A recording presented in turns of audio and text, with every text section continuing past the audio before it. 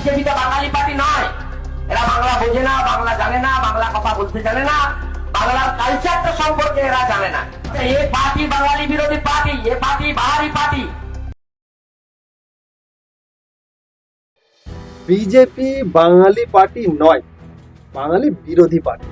আর এই লাইনটি নিয়ে যে ভিডিওটি ভাইরাল হয়েছে সেটাকে নিরপেক্ষভাবে দেখলে কয়েকটি বিষয় একসাথে মাথায় রাখতে হয়।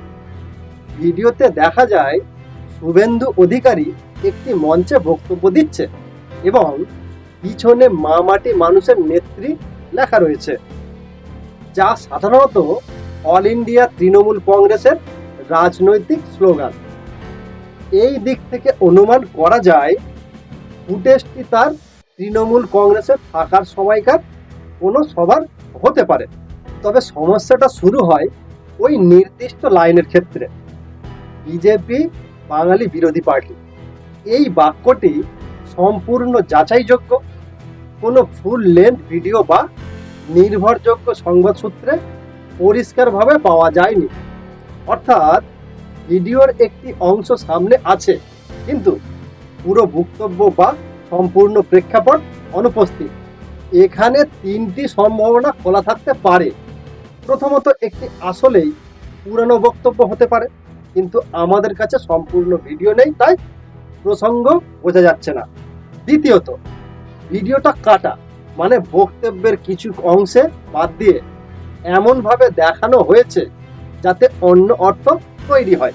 তৃতীয়ত, ভিডিও ও অডিও আলাদা উৎস থেকে নিয়ে জোড়া লাগানো হতে পারে, যার ফলে বিভ্রান্তি তৈরি হচ্ছে।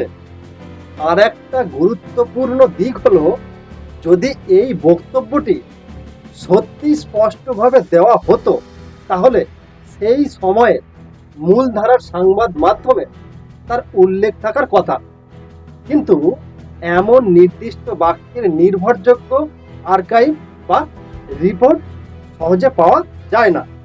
সুতরাং ব্যাকগ্রাউন্ড দেখে এটা বলা যেতে পারে যে ভিডিওটি সম্ভবত তৃণমূলের সময়, কিন্তু ওই নির্দিষ্ট বাক্যটি তিনি স্পষ্টভাবে বলেছেন এমন দাবি প্রমাণিত নয়। পুরো ভিডিও, সম্পূর্ণ বক্তব্য এবং প্রামাণ্য উৎস ছাড়া এই দাবিকে নিশ্চিত সত্য হিসেবে ধরা যায় না। এখন আপনার কি মত?